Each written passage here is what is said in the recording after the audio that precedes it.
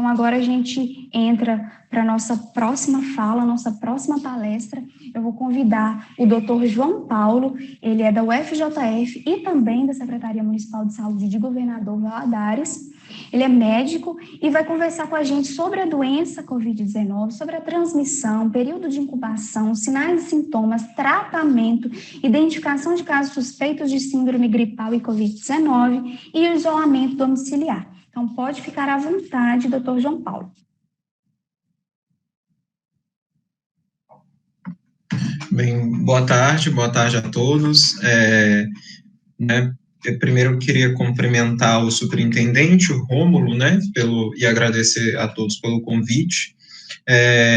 Cumprimentar a Lidiane, que gentilmente me convidou, segunda vez que eu estou tendo o prazer de estar colaborando na capacitação dos profissionais da nossa macro-região. Eu concordo com o Rômulo quando ele enfatiza o papel da atenção primária em saúde, da estratégia de saúde da família no enfrentamento à pandemia. Quando a pandemia não tinha nem chegado ao Brasil, no dia 30 de janeiro deste ano, quando Covid-19 não era nenhuma realidade aqui, o professor da Faculdade de Medicina da UFMG, infectologista, o Naí Tupinambás, deu uma aula online sobre síndromes respiratórias associadas ao coronavírus. E eu lembro, era um feriado aqui em Governador Valadares, na época eu trabalhava até na atenção primária, e eu assisti essa aula com muito prazer, uma aula espetacular do professor Naí, e nessa aula ele deixou muito claro o papel quando a pandemia não tinha nem chegado aqui, e ele enfatizou que a nossa ferramenta de combate e de enfrentamento à pandemia seria a estratégia de saúde da família e o SUS. Então, eu acho fundamental que todos nós que trabalhamos no Sistema Único de Saúde, especialmente na atenção primária, tomemos consciência desse papel, porque eu definitivamente acredito que está nas nossas mãos, e eu vou explicar por quê, enfrentar essa situação de calamidade pública em saúde. Bem, eu gostaria de cumprimentar aqui, então, também a todos os profissionais que atuam na estratégia de saúde da família, cumprimentando aos colegas de trabalho que trabalhavam comigo, na SF Turmalina 1, aqui em Governador Valadares, que estão acompanhando a gente. Um grande abraço a todos as colegas, de lá, que foi um ambiente, para mim, de muito aprendizado profissional. E eu espero deixar aqui alguma contribuição para todos vocês. Bem, vou compartilhar aqui minha tela com vocês para a gente falar um pouquinho sobre os aspectos clínicos referentes à Covid-19.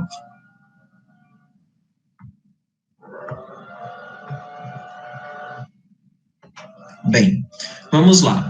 Covid-19 na atenção primária. O que é preciso a gente saber, Como a Lidiane me apresentou, meu nome é João Paulo Moreira Rigueira, eu sou médico formado aqui em Governador Valadares, pela Universidade Federal de Governador Valadares.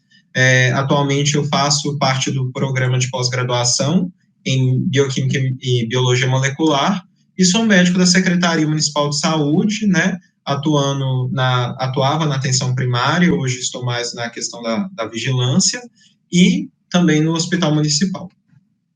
Bem, vamos falar um pouquinho sobre esses aspectos de transmissão, severidade das formas, apresentação clínica da COVID e como a doença se desenvolve. Bem, se a gente observa aqui na tela, colocando aqui dois cenários, um cenário em que nós temos pouca transmissão de COVID, na nossa comunidade, e um segundo cenário em que nós temos uma alta transmissão de COVID na comunidade. Num cenário de baixa transmissão, cada uma pessoa infecta outras duas. E aí, cada uma pessoa infecta outras duas. Então, nessa brincadeira, se a gente fosse pensar, uma pessoa seria capaz, a gente, de 3 gerações, de infectar outras 15. Num cenário de alta transmissão, a gente tem uma pessoa infectando outras 3. E neste cenário, em 3 gerações, né, a gente sempre vê que uma infecta 3, uma infecta 3. Em um cenário de alta transmissão, que é o cenário que nós imaginamos que vivemos no momento, né, apesar de nós sabermos que nossos dados, infelizmente, têm desafios por causa da testagem ainda pequena que a gente faz, mas a gente sabe que nesse cenário de alta transmissão, uma pessoa é capaz de infectar outras 3. Então, em 3 gerações, 40 pessoas são infectadas por uma pessoa doente. E aí a gente consegue entender o porquê que o distanciamento social é tão importante, né? Se a gente não observa o distanciamento social, aqui a gente, né, num cenário de exposição normal, uma pessoa em 5 dias infectou 3. Em 30 dias, vejam o número de pessoas infectadas. Se nós diminuímos essa exposição a 50%, a gente passa para aquele cenário de baixa transmissão, em que uma pessoa em 5 dias infectou apenas 2, que em 30 dias infectaram apenas, eu nem contei quantas pessoas tem aqui, mas imagino que sejam 1, 2, 3, 4, 5, 6, 7, 8, 9, 10, 11, 12, 13, 14, 15, né? 15 pessoas em 30 dias, quando a gente consegue manter um distanciamento social que garanta 50% menos de exposição. E num cenário, né, ideal, que a gente vê que, infelizmente, no Brasil, em nenhuma cidade, a gente conseguiu esses números, em uma pessoa, né, observando 75% do isolamento, do distanciamento social, nós conseguiríamos aí em 5 dias que apenas uma outra pessoa fosse contaminada, e em 30 dias apenas 3 pessoas fossem contaminadas. E qual a importância disso? A importância disso é que, dessa forma, nós preservamos a capacidade de ação do sistema de saúde, porque se dessas 30 pessoas a gente sabe que, eu vou falar um pouquinho mais, né, sobre a divisão, né, de quantas pessoas ficam da forma leve, da forma moderada e da forma grave. Mas se a gente estimar aqui, né, que em 30 dias eu vou ter que levar essas primeiras 2 fileiras de pessoas para UTI, eu consigo entender o porquê que meu sistema vai colapsar, porquê que meu sistema não vai dar conta dessa quantidade de pessoas. Enquanto aqui, nesse cenário, se nós conseguíssemos observá-lo, nós teríamos uma situação tranquila, de saber que de 3 pessoas infectadas, provavelmente nenhuma delas iria para UTI, né? E que se a gente multiplicasse por 100, 2, 5 pessoas iriam parar na UTI. Mas como a gente reconhece essa doença, né, a COVID-19? Né, o termo COVID-19, né, essa expressão acabou se tornando o nome da doença por determinação da Organização Mundial da Saúde, mas muitas pessoas não entendem de onde veio o COVID-19, né? COVID seria em inglês Coronavirus Disease 19 por causa do número, né? Coronavirus Disease é a doença do coronavírus. Então, ficou o nome mesmo em português, COVID-19, talvez futuramente a gente faça uma versão do nome em português, né? Mas é assim que a gente conhece a doença no momento. E quais são as apresentações mais frequentes da COVID-19? Né? Nós vemos que a COVID-19, ela é responsável por um quadro de febre, né? Maior parte das vezes, né? Uma febre relevante. O indivíduo apresenta aí uma temperatura axilar de maior que 37,8. O indivíduo apresenta tosse, falta de ar, dor de garganta e dor muscular. Essa é a apresentação mais frequente. A gente sabe aí que mais ou menos 9 em cada 10 pessoas vão ter febre, né? E que aí, em 10 pessoas, aproximadamente 8 pessoas teriam febre, tosse e falta de ar, né? Esses 3 sintomas juntos. Essa é a apresentação mais comum. Mas a COVID-19, a gente tem visto, né, é uma doença desafiadora no aspecto de que nós não conseguimos ainda conhecer todas as manifestações dela, né, e que em muitos momentos ela acaba pregando verdadeiras peças em nós, profissionais de saúde, que temos dificuldade de identificar porque a pessoa não aparece para a gente com esses sintomas tão clássicos, né? E quais seriam aqueles sintomas menos frequentes?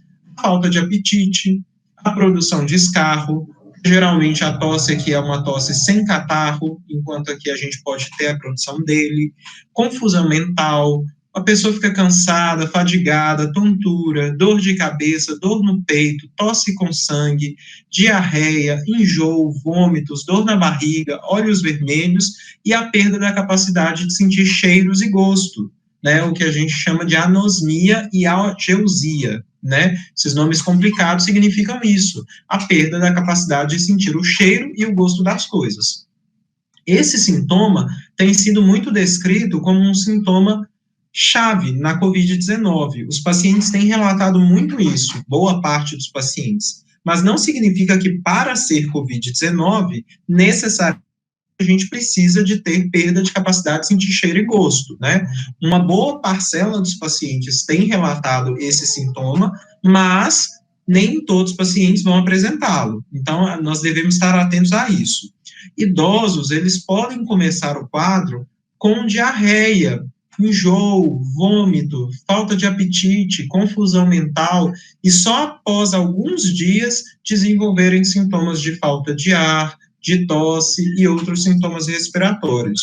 Sintomas como confusão mental são muito importantes de serem avaliados, especialmente naqueles pacientes que não informam também as suas angústias, seus sinais e sintomas. Quem são esses pacientes? São pacientes com algum grau de deficiência mental, pacientes idosos, crianças, pacientes acamados, demenciados. Muitas vezes esses pacientes, eles não conseguem dizer para a gente que eles estão com dor muscular, com dor de garganta, e nós só conseguimos notar que eles estão doentes a partir desses sintomas. Eles ficam agitados demais ou sonolentos demais, eles perdem o apetite, não aceitam os alimentos, eles vomitam, eles têm náusea, têm dor na barriga.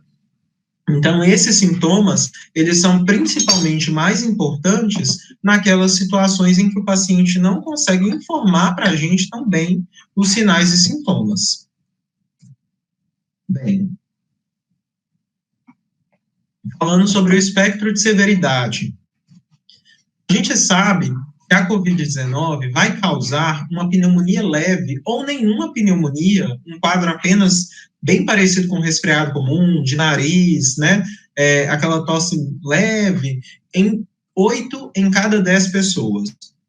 Ou seja, em cada 10 pessoas, 8 pessoas vão ter um quadro tranquilo, vão ficar em casa, vão ter melhora independente do uso de medicações, com medicações ou sem medicações, essas pessoas vão ter um quadro tranquilo. É o que a gente chama de uma doença autolimitada, né? Nós conhecemos várias doenças assim. Os resfriados, a própria gripe causada pela influenza, né? As outras formas de infecção respiratória viral. Nós não temos um tratamento específico para doenças virais, porque, infelizmente, é um grande desafio para a ciência ainda tratar doenças causadas por vírus.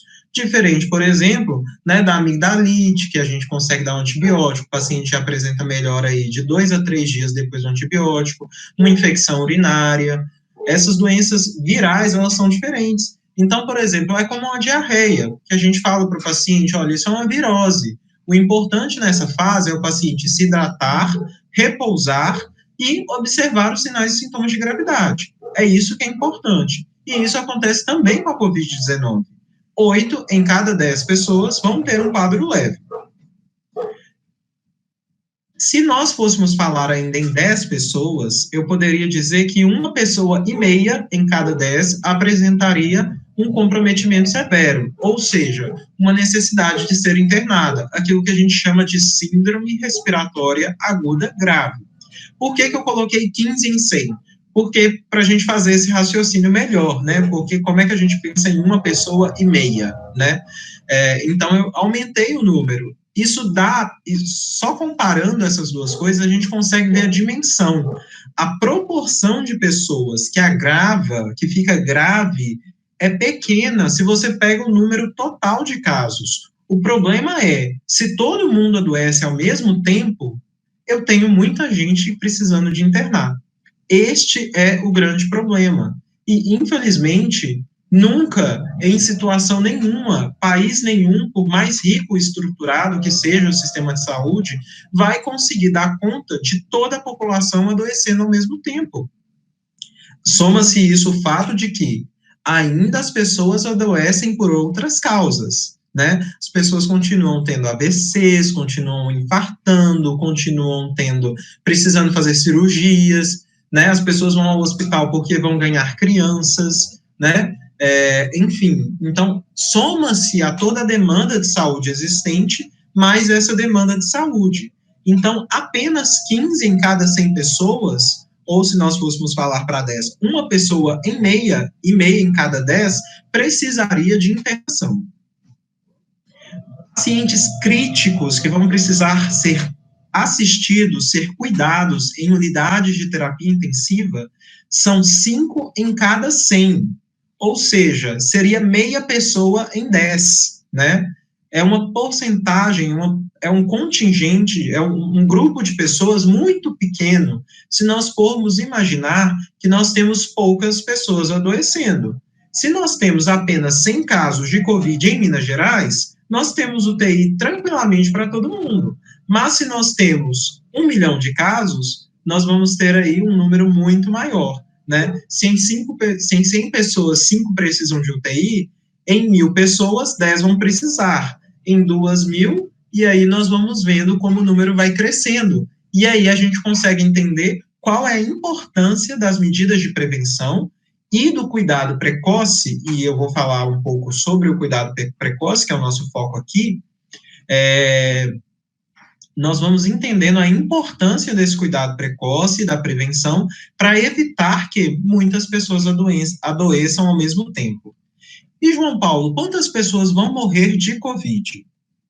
A gente estima a mortalidade geral, e essa mortalidade aqui é uma mortalidade mundial, são 2 em cada 100 pessoas. Mas é importante a gente saber que essa mortalidade, ela aumenta com o avançar da idade do paciente. Então, em pessoas com idade entre 70 e 79 anos, 8 pacientes com Covid, em cada 100 pacientes com Covid nesta faixa etária, vão morrer de Covid. E se tem mais de 80 anos, 15 pacientes de Covid vão morrer em cada 100 pacientes, né? Então, por isso, a gente entende o porquê que a idade é um fator de risco importante na Covid-19. Essa imagem complicada, vou tentar ser breve e descomplicá-la, né? Para que todo mundo consiga entender um pouco sobre os aspectos referentes aos dias de sintoma e período de incubação. O que é o período de incubação? O período de incubação é aquele período no qual eu tive contato com uma doença, um agente causador de doença, e até o dia que eu começo a apresentar algum sinal e sintoma. Então, vamos lá. Na Covid-19, são 0 a 14 dias, ou seja, a partir do momento que eu tive contato com o vírus, eu posso adoecer até naquele mesmo dia, ou levar 14 dias para me tornar doente, começar a apresentar sinais e sintomas. Mas, João Paulo, 0 a 14 é um tempo muito grande, né? Existe uma média? Existe. 5 a 6 dias. Né? Depois do contato, a gente tem, em média, aí, uma semana, 5 a 6 dias, para a pessoa que teve contato começar a apresentar doença. Mas a gente sabe que esse período pode ser bem mais curto ou bem mais longo. Isso depende de várias coisas que, como a Covid é uma doença nova, a gente ainda não conhece, como estado de saúde da pessoa que contraiu, né? Quantidade de vírus a qual a pessoa esteve exposta. Então, são muitos fatores que a gente ainda não compreende muito bem. A gente imagina que, principalmente nos 2 dias antes da pessoa começar a apresentar sintomas, ela começa a ter uma produção de vírus nas secreções respiratórias, né? No nariz, na boca, de grande quantidade. E com isso, nesses dias, a pessoa se torna uma importante fonte de contaminação para a comunidade, né? E quando a pessoa chega no início dos sintomas, no dia 0 de sintomas, ela costuma apresentar sintomas até o 14º dia, até 14 dias depois, né? E nesse período, ela ainda pode ter uma quantidade de vírus importante circulando, e que por isso seria importante a gente retirar essa pessoa do convívio da sociedade para impedir que ela se contamine outras pessoas. Os pacientes que acabam se internando, o principal período assim, de piora dos pacientes é aqui em torno do 6º e do 10º dia. É entre este período que os pacientes costumam apresentar uma piora da doença. Nós imaginamos, né, como eu disse, a COVID é uma doença nova, nós ainda não sabemos que isso se deve ao fato de que, neste período, o organismo está muito inflamado e ele começa a responder muito ao dano que o vírus fez no corpo. O problema nessa fase não é nem tanto a quantidade de vírus, mas é como o corpo reagiu a essa quantidade de vírus, né?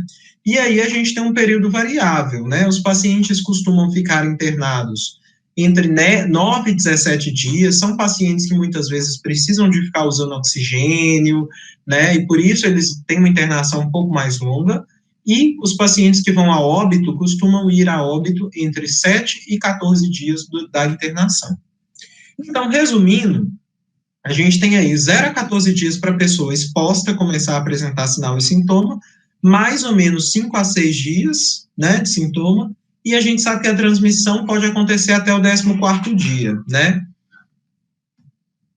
E aí nós vamos falar sobre o manejo clínico da COVID na atenção primária. Nós temos que adotar, então, alguns passos lá no posto de saúde, na nossa estratégia de saúde da família, na nossa equipe, para conseguir fazer o manejo adequado desses casos. E quais são esses passos? A primeira coisa é identificar quais são os casos suspeitos de síndrome gripal e de COVID. Nós sabemos que nós vivemos uma transmissão comunitária da COVID-19, então, isso significa que a pessoa não precisa ter viajado para o exterior, não precisa ter tido necessariamente contato com alguém doente. Todo mundo gripado é suspeito de COVID, né? Até que se prove o contrário. Embora a gente saiba que, principalmente,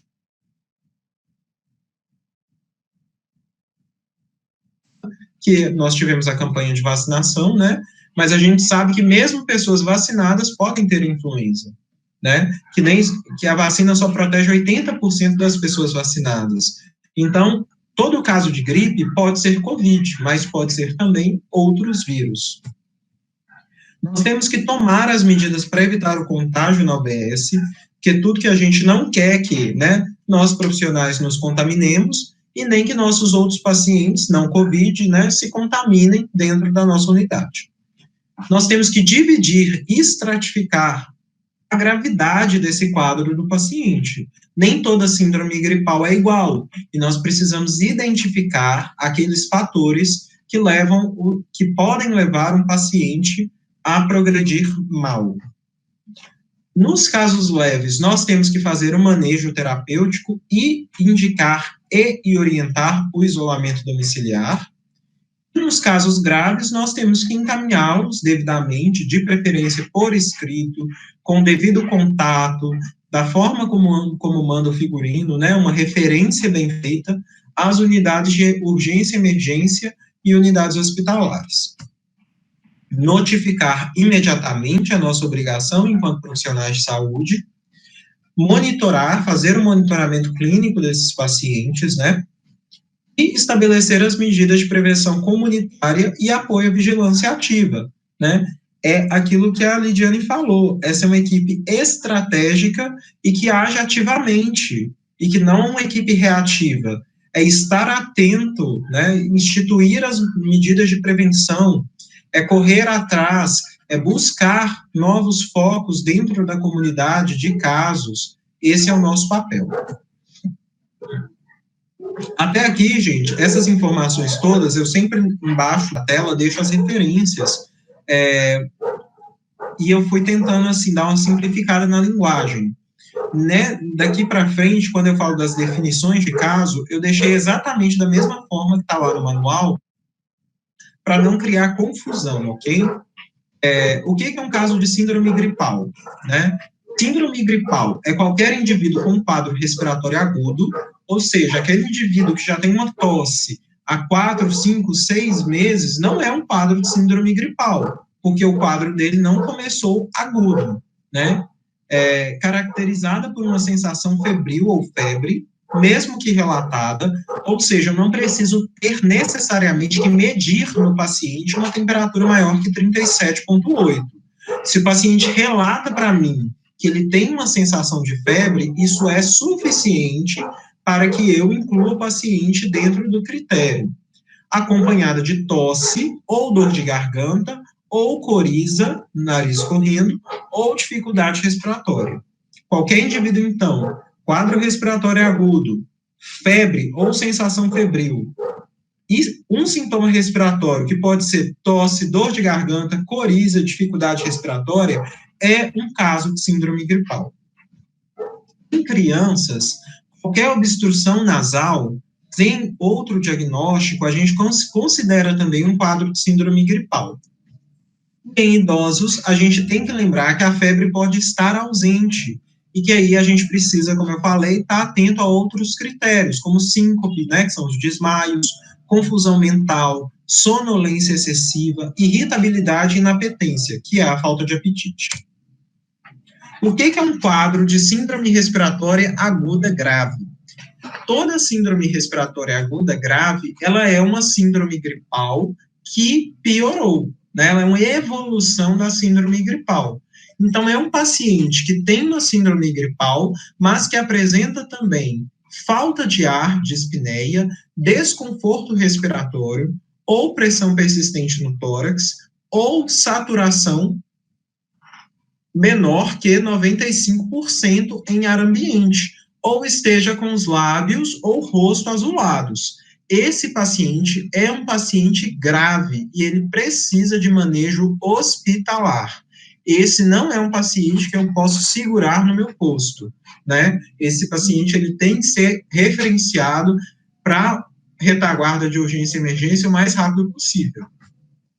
Em crianças, a gente pode observar o batimento de asas do nariz, cianose, né, que é essa coloração azulada, tiragem intercostal, desidratação e inapetência, que é a falta de apetite, né? O que é um caso confirmado de síndrome gripal ou CIRAG? O que é um COVID confirmado? É alguém que fez tomografia de tórax e deu vidro fosco? Não. É alguém que, enfim, perdeu o olfato? Não, né? Um quadro confirmado, nós temos duas formas de confirmar um quadro. Por critério laboratorial, é aquele caso que foi testado, seja por teste rápido, seja por RT-PCR, que é aqueles cotonete, aquele swab que a gente colhe do nariz do paciente, que teve o resultado positivo para COVID-19. Ou critério clínico epidemiológico, que é naquelas situações que eu não consigo testar a pessoa, mas que essa pessoa tem um quadro compatível e nos últimos 7 dias antes de adoecer, ela teve contato com o caso que foi confirmado. Então, esta pessoa, eu posso confirmá-la por critério clínico epidemiológico, mesmo sem exames. Mas o ideal é que eu confirme com o exame. E todo caso que é descartado é aquele caso que tem um resultado laboratorial negativo, mas lembrando que eu preciso ter uma coleta oportuna, né? Não é o foco aqui a gente discutir quais exames devem ser feitos, quando devem ser feitos, né? Como interpretá-los, mas é um paciente que teve um resultado negativo, mas a coleta foi oportuna, né? Ou eu confirmei um outro agente etiológico, uma outra causa para a doença do paciente, né? Então, vamos falar um pouquinho de como nós evitamos agora o contágio na UBS. Então, primeira coisa, saber reconhecer um caso, né? Então, todo paciente que tem um quadro gripal é suspeito. A gente precisa ter isso em mente. Ah, não, é só uma gripe. Ah, não, é só um resfriado. Não. Nós estamos em uma situação de pandemia e nós não podemos subvalorizar os sintomas dos pacientes. Olhando para o paciente, examinando o paciente, a gente não consegue dizer que é ou não COVID. A gente precisa de diagnóstico laboratorial. Então, todo paciente que estiver gripado é um paciente suspeito. Quais são as medidas de controle precoce? Nós devemos ter muito cuidado aqui, gente. Por quê? Porque estas medidas protegem nós, profissionais de saúde, nossas famílias e os nossos outros pacientes. Então, o uso da máscara correto, a máscara cirúrgica, né, é suficiente dentro da atenção primária, porque na atenção primária a gente não gera, né, os ditos aerossóis, que são aquelas partículas muito finas que a máscara cirúrgica não consegue filtrar. Na atenção primária, a gente não faz procedimentos que gerem aerossóis, e por isso a máscara cirúrgica, ela já é suficiente para precaução, tá? O uso de luvas, óculos ou protetor facial e aventais descartáveis quando for atender o paciente, tá? Na triagem, a gente não precisa usar face shield na triagem, aquele escudo facial, tá? E isso só é necessário que a gente use quando a gente for prestar cuidado ao paciente, estando menos de 1 metro de distância dele. Lavar as mãos sempre com frequência e limpar e desinfetar objetos e superfícies tocados. Então, né, maçanetas, interruptores, né, torneiras, esses objetos devem ser constantemente higienizados, ok?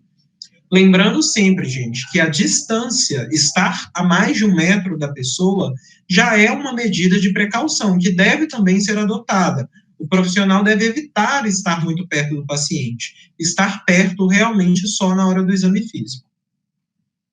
Os pacientes, né, nós devemos oferecer a eles a máscara cirúrgica e deixá-los separados em um local arejado de preferência, isolado de preferência, enquanto eles aguardam para serem atendidos, né? Fazendo isso, a gente faz um controle precoce do contágio dentro da nossa unidade. Nós temos que diferenciar quais pacientes são graves, né? Nós vimos os conceitos de síndrome gripal e síndrome respiratória aguda grave. Então, eu preciso, né, diferenciar, através do exame físico, quais pacientes são síndrome gripal e qual paciente também que, por exemplo, é uma rinite, é uma crise de asma, ou é, por exemplo, até um infarto, né? Que um paciente infartando, ele pode chegar para a gente com dor no tórax, né? Ele pode chegar para a gente com queixa de fraqueza, de náusea, de vômito, e é um paciente que pode confundir. Então, o exame físico ele é importante por conta disso, para a gente diferenciar o que é síndrome gripal do que não é síndrome gripal, do que é dengue, que a gente continua tendo, né? Para a gente diferenciar a gravidade do quadro, o que é um paciente com síndrome gripal e o que é um paciente com síndrome respiratória aguda grave, né? Esse paciente, ele precisa ser mandado para o hospital, ele é uma síndrome respiratória aguda grave, uma CIRAG, e se for, qual a complexidade do leito de internação que ele precisa? Esse paciente é um paciente de enfermaria ou um paciente de UTI, né? Principalmente para os colegas, né, que estão trabalhando aí nas unidades de cidades pequenas, né, cidades que não têm hospital, que tem que mandar para o hospital aqui, fazer essa diferenciação é importante, porque quando vocês fazem um contato com a gente no hospital, essa informação é importante para a gente saber se a gente tem ou não um leito, né? Que é diferente. A taxa de ocupação desses leitos é diferente. Então, a gente precisa saber essa informação e o exame físico, ele consegue orientar para a gente qual leito o paciente vai precisar. O que a gente tem que estar muito treinado a olhar no caso da COVID, a oximetria, né? A Lidiane, ela já falou, teve uma reunião, né, que ela esteve presente, que ela falou que tinha sido conseguido por parte da superintendência oxímetro, né, para a gente equipar cada unidade de estratégia de saúde da família com um oxímetro. E a gente precisa usar o oxímetro, né? todo paciente que saturar menos que 95%, 94% para baixo, é um paciente que eu preciso prestar atenção. É um paciente com indicação, com indicador de gravidade, e esse paciente precisa ser avaliado em unidade hospitalar. Então, vamos lá. Então, o que eu vou cuidar na estratégia de saúde da família? São as síndromes gripais com sintomas leves, aquelas que eu não tenho sintomas de gravidade, né? Aquelas que não vão ter saturação menor que 95, aquelas que o paciente não vai estar com falta de ar, né? Com visível falta de ar, aquelas que o paciente não vai ter uma pressão menor que 9/6, né? Isso tudo são critérios de gravidade. E pacientes também que não tenham nenhuma condição de risco que indique que esse paciente seja avaliado. Porque, por exemplo, se é um paciente que ele está com a síndrome gripal, com febre, com coriza, mas ele não tem falta de ar, ele está saturando bem, mas esse paciente é um paciente que faz tratamento de câncer, que está em uso de quimioterapia ou radioterapia, esse paciente ele tem que ser encaminhado, né? Ele cai nesse grupo aqui, ele precisa ser pelo menos avaliado na atenção especializada, né? No caso aqui de Valadares, por exemplo, a gente encaminha o paciente para a policlínica nesse caso, né?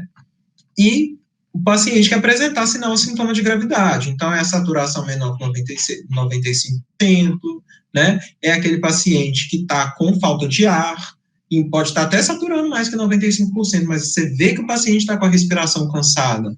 É aquela pressão que está menor que 9/6, né? Esses são os sinais e sintomas de gravidade. Aquele paciente muito desidratado, muito prostrado, que já vem evoluindo assim há alguns dias e não melhora em casa, né? Esse paciente precisa ser avaliado melhor. Aqui, gente, nós temos alguns critérios, né? Quem são aqueles pacientes que têm necessidade de serem avaliados no centro de referência, né? São aquelas doenças cardíacas descompensadas, tá? Não é qualquer doença cardíaca. Paciente que tem insuficiência cardíaca e faz controle no posto direitinho não precisa ir para a unidade especializada, né?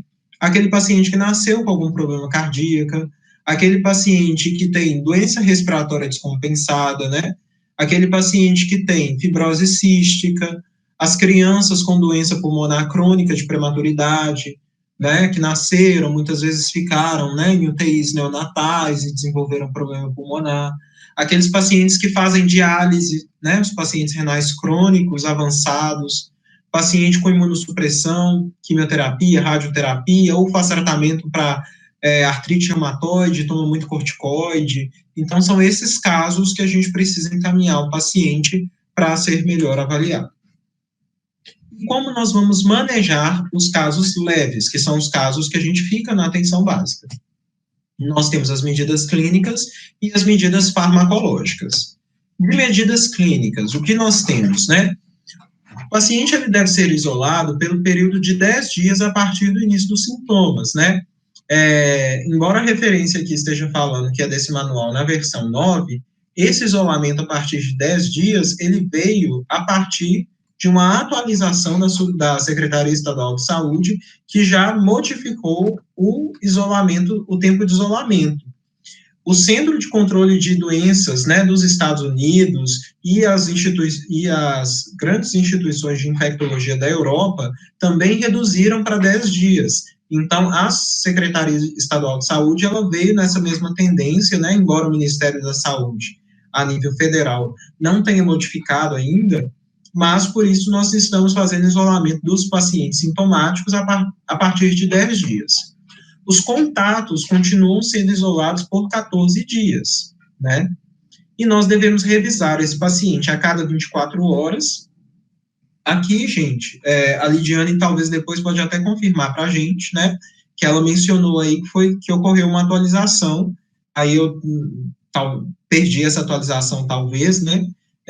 Mas antes, segundo esse protocolo, a gente monitorava 24 horas, a cada 24 horas, se o paciente tinha mais de 60 anos ou algum fator de risco, né, ou algum fator de risco, porque se ele tem 50 e tem diabetes ele também deve ser monitorado a cada 24 horas, e a cada 48 para os demais. Então, todo mundo que tinha menos de 50 anos e não tinha doença de risco, a gente acompanhava a cada 2 dias, né? Aparentemente, né, pelo que a Lidiane falou, houve uma atualização e todo mundo deve ser monitorado a cada 24 horas. Mas o que a gente tem que ter em mente, gente? Principalmente se nós temos um número muito grande de pessoas para revisar, para monitorar, a gente tem que priorizar o nosso atendimento. Então, a gente vai continuar priorizando os pacientes maiores de 60 anos ou que tenham algum fator de risco, ok? E as medidas farmacológicas. Bom, e a gente entra num assunto polêmico. João Paulo, como é que trata coronavírus? É ivermectina? É nitazoxanida, que é a anita, né? É hidroxicloroquina, vitamina D, vitamina C, enfim. Nós ainda não temos nenhum tratamento comprovado que funcione para a Covid-19, né? Eu gosto de falar com todas as pessoas que, apesar, né, da liberação de uso do Ministério da Saúde para prescrição, né, o médico pode passar para o paciente, se o paciente aceitar usar, o paciente pode pedir o médico para passar, né, caso ele queira, a gente não tem nenhuma evidência de que essas medicações funcionem. E a gente já conhece várias evidências, né, vários efeitos que essas medicações causam, que são ruins, né? Por exemplo, a hidroxicloroquina, ela pode causar arritmia. Então por que a gente usava hidroxicloroquina em paciente com lúpus? Porque é muito melhor tratar o lúpus do que deixar ele com, né, é muito melhor que ele tenha arritmia do que deixar ele morrer de lúpus, né? Então, assim, é o que a gente chama de custo-benefício, né? Ivermectina a gente dá para piolho, mas um dos efeitos colaterais da ivermectina é hepatite, né? Então, a gente precisa ter muito cuidado nisso.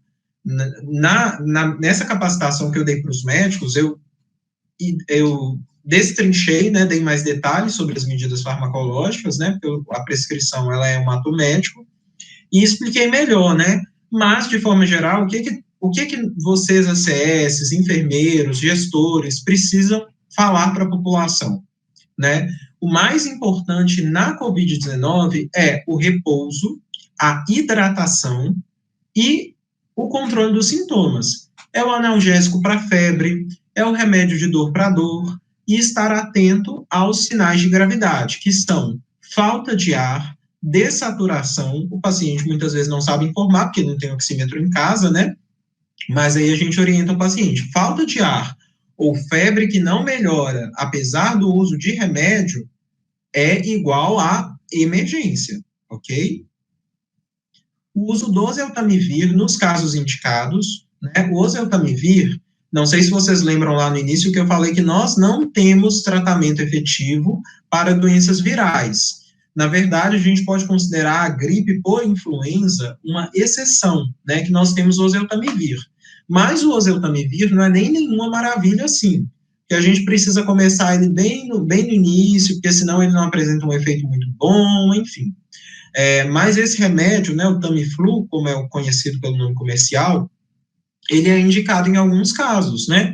Crianças menores de 5 anos, pessoas com mais de 60, gestantes, né, pessoas diabéticas e hipertensas não, ele não é indicado para hipertensos, né? Mas diabéticos, portadores de asma, enfim, nesses casos, por quê?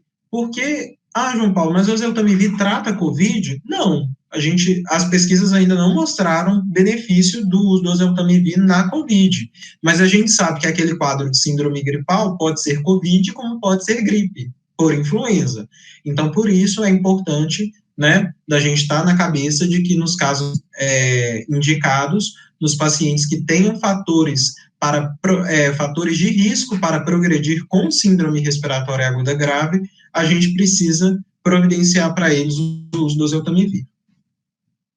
E o isolamento domiciliar, gente. O isolamento domiciliar é um desafio. É difícil a gente orientar o paciente a fazer o isolamento domiciliar. E eu digo isso, né, como uma pessoa que foi um paciente de COVID, né? Eu tive COVID, fiquei em casa durante 14 dias, né? Fiquei afastado e ficava em casa apenas dentro do quarto, isolado do resto, sem ter contato com outras pessoas, né? Mas é muito fácil também quando a gente fala para o nosso paciente, né? Você vai ficar sozinho dentro do seu quarto, isolado. Mas a gente sabe que a realidade socioeconômica é muito diversa. Eu tenho um quarto com suíte, mas o meu paciente pode não ter. Ele pode morar em um único cômodo, numa casa que tem 2, 3 cômodos, né? Então, instruir o isolamento domiciliar do paciente, da pessoa sintomática, do resto da família, é uma estratégia, é um desafio que demanda estratégia por parte da equipe e demanda aí o conhecimento das e dos agentes comunitários de saúde, porque são eles, muitas vezes, que conhecem as condições de moradia, né, a realidade socioeconômica do paciente. Então, de modo geral, a gente fala assim com o paciente: olha, você vai ficar no quarto isolado, arejado, vai manter uma distância de 1 metro, né? Se tem um quarto, mas são 2 filhos, né? 2 irmãos, um está sintomático, o outro não. Então, distanciar as camas de 1 metro, né? Mas aí a gente entra nessa questão. João Paulo, não tem jeito, são três pacientes, 3 pessoas dormindo no mesmo quarto. Então, a gente vai colocar, por exemplo, lençol ao redor da cama da pessoa que está sintomática, como uma estratégia de diminuir o contato dela com as outras. Limitar a movimentação pela casa, né? Todos os cômodos que são compartilhados, cozinha, banheiro, tem que ficar sempre o mais arejados possível. Toda vez que a pessoa que está com sintomas se deslocar, vai ao banheiro, vai à cozinha, de preferência que tudo que ela precisa na cozinha vá até ela, né? Se ela quer água, de preferência que levem, se ela for comer, de preferência que levem, né? Não é adequado, por exemplo, que ela se sente na mesa para comer com o resto da família, né? Então, se essa pessoa precisa sair do quarto, que ela saia de máscara, não pode ter visitas, né? E sair de casa, do domicílio, principalmente, apenas em caso de emergência, né? O cuidador, a pessoa que está prestando o cuidado ao doente, tem que fazer o uso correto da máscara, redobrar o cuidado com a higiene das mãos e das superfícies e estar atento se vai começar a apresentar algum sintoma ou não. Tá? Aqui nós entramos, gente, nas medidas de prevenção, né? Lavar as mãos com água e sabão, usar álcool em gel, cobrir o nariz e a boca ao tossir e espirrar, evitar aglomerações, ventilar os ambientes, não compartilhar objetos pessoais como copos e talheres e sempre ficar em casa, tá? Aqui as precauções que nós usamos no cuidado dos pacientes, né? Essa é a precaução padrão que a gente tem que usar em todos os pacientes. Higiene das mãos, luva e avental quando for necessário, o óculos e máscara quando for necessário, e tudo aquilo que é pérfuro cortante a gente descarta no local apropriado, né? A precaução de contato, né, que é uma das precauções que a gente tem que tomar com o paciente com COVID, né? Higiene das mãos, avental e luvas, né? E de preferência atender esse paciente num quarto, numa sala separada. A precaução de gotícula, né, que é a precaução respiratória, inclui o uso da máscara para evitar contato, né, da nossa mucosa respiratória com as secreções respiratórias do paciente. A máscara N95 ou PFF2, ela só é obrigatória na precaução de aerossol, né? A COVID é uma doença que transmite por gotícula, né? Mas o que muitos gestores têm feito eles dão uma máscara N95 para o profissional, que essa máscara N95 pode ter até 6 meses de duração. Se ela for armazenada direitinho, né? Se ela não for dobrada, não for rasgada, não for molhada, ela pode ser usada até por 6 meses. Então, é uma forma de economizar e evitar ficar trocando as máscaras cirúrgicas. As máscaras cirúrgicas, gente, o ideal seria que elas fossem trocadas a cada 2 horas. Mas, infelizmente, a gente não tem máscara cirúrgica suficiente para isso. Então, até em hospitais de referência, né, no estado, né, o Eduardo de Menezes, que é referência para a Covid-19 no estado de Minas Gerais, a orientação que a gente faz é que o profissional use a máscara, né, a máscara cirúrgica, por todo o plantão, né, por todo o tempo de trabalho. e só troque se essa máscara ficar muito úmida, né, ou suja, né, ou se rasgar, enfim. E aqui, gente, a higiene das mãos, né, eu coloquei essa imagem porque nunca é demais a gente falar da higiene das mãos. O contato, né, com a Covid-19, a forma de contágio principal é o contato entre duas pessoas, né? A via respiratória. Mas existe uma possibilidade de contágio por contato indireto, né? É a secreção da pessoa que cai na bancada e a gente encosta na bancada e coça o olho e aí a gente se contamina. Essa é uma possibilidade. Então, por isso, higienizar as mãos é muito importante. Além do que, né, a gente muitas vezes coça o nariz, coça a boca e toca nos objetos. Então, se a gente está contaminado, a gente contamina o objeto. Então, sempre, né, higiene das mãos. A lavagem das mãos, ela tem que durar de 40 a 60 segundos, tá? Primeiro a gente molha as mãos, coloca o sabonete, o detergente nas mãos e começa. Ensaboa as palmas das mãos, friccionando uma mão contra a outra, né? Esfrega a palma da mão contra o dorso da outra, troca, esfrega a outra, escova os dedos, né? Lava o polegar e enxágua, ok? A fricção antisséptica com as preparações alcoólicas, né? O álcool 70 ou outros antissépticos, é a mesma coisa, né? A gente precisa seguir os mesmos passos por aproximadamente 20 a 30 segundos, porque tem muita gente que praticamente só benze a mão, né? Molha a mão de álcool, faz assim e pronto, né? E a gente sabe que não é assim que se faz a higiene das mãos, né? Com o álcool. Então, a pessoa precisa colocar o álcool na mão, friccionar o álcool, esfrega no dorso, esfrega as unhas, não esquece do polegar, e esse processo aí tem que durar entre 20 a 30 segundos. Eu queria deixar, gente, esse número, esse projeto é um projeto da Universidade Federal de Juiz de Fora, do qual eu estou tendo a oportunidade de fazer parte como orientador, né? É um telefone nacional, vocês podem passar até para pessoas de outros estados, né, para familiares, para tirarem dúvidas sobre Covid, né, 0800 042 0506, é um telefone gratuito, tá? Os meninos, os acadêmicos de medicina ficam atendendo de segunda a sexta, de 8 às 20 horas, e todas as vezes que eles têm alguma dúvida que eles não conseguem responder, eles são devidamente orientados por médicos, tá? Eu sou um dos orientadores, né? Então, eles mandam as dúvidas para a gente conseguir responder as pessoas. Se vocês quiserem, puderem divulgar, né, nas estratégias, nas unidades suas, né, eu agradeço muito, e isso pode ajudar muito o serviço de vocês, porque a gente sabe que boa parte dessas pessoas vão procurar a nossa unidade para tirar dúvidas, né? Então, esse é um projeto que a gente veio construir para somar, né, para ajudar no cuidado dos nossos pacientes, e eu fico muito feliz se vocês puderem divulgar e engrandecer o nosso trabalho. Bem, é isso. Muito obrigado pela atenção de vocês, e não se esqueçam, fiquem em casa. Muito obrigada, doutor João Paulo. E a gente já recebeu uma dúvida para você. Inclusive, eu recebi algumas também, daqui a pouco a gente responde, mas vamos aproveitar aqui sua presença.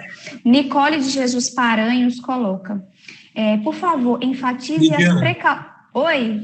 É porque meu áudio, minha caixinha de som tinha desligado, eu não estava te escutando. Você pode começar a sua fala de novo? Sim.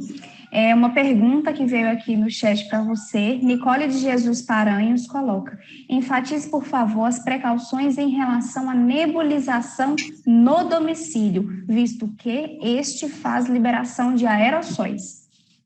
Ela está certíssima, tá, gente? A nebulização é um dos poucos procedimentos que acabam gerando aerossol. Aerossóis são essas partículas muito menores que as gotículas que a gente libera, né, que não são liberadas simplesmente pela fala, né? A gente libera aerossóis, sim, quando a gente fala, quando a gente tosse, quando a gente espirra, só que não é uma quantidade suficiente para infectar as outras pessoas. Em alguns procedimentos, como a nebulização, né, como a Nicole colocou, a gente gera uma quantidade muito grande, então aumenta o risco de infecção. Então, por exemplo, o ideal seria que a gente não nebulizasse, né, pacientes com suspeita de COVID.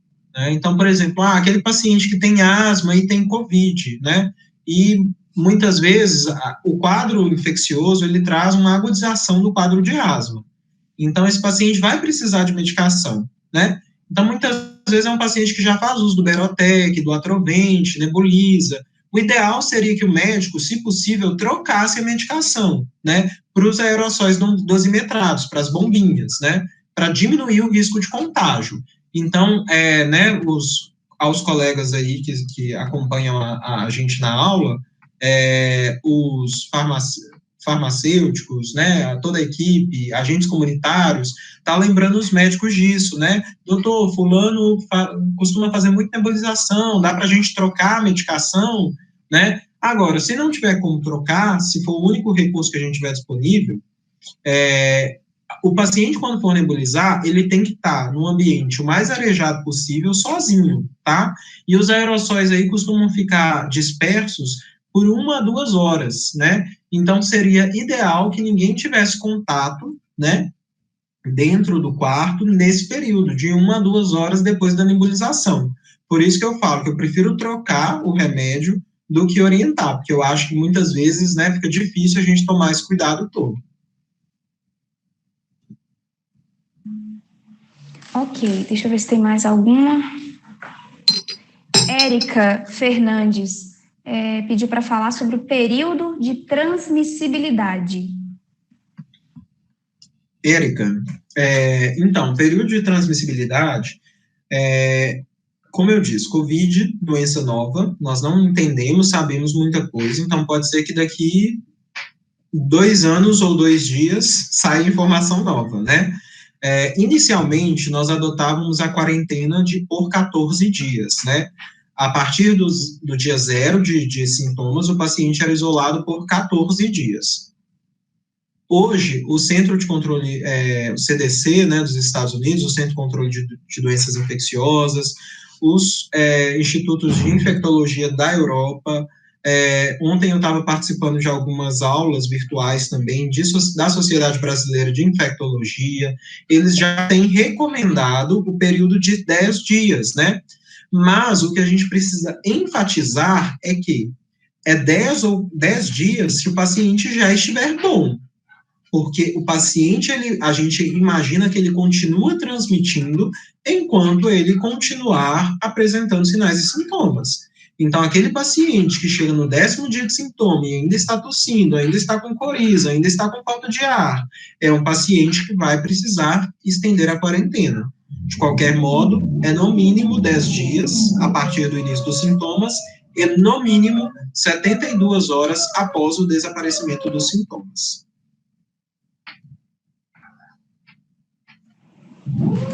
Deixa eu ver se tem mais alguma questão aqui. Acredito que não.